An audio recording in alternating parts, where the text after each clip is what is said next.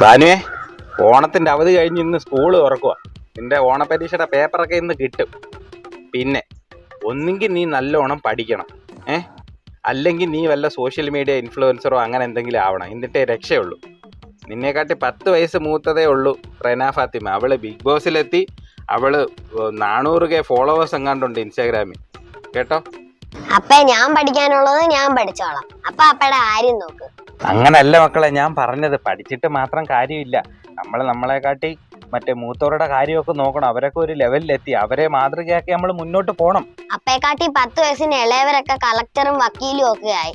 ബാക്കിയുള്ളവർക്ക് നല്ല ജോലിയും കിട്ടി. ഭാനു, നമുക്ക് അങ്ങോട്ട് നിൽക്കാം. ബസ് വരാറായിരുന്നേ. നമുക്ക് ഇന്ന് ഇത്ര സംസാരിച്ചാ മതി.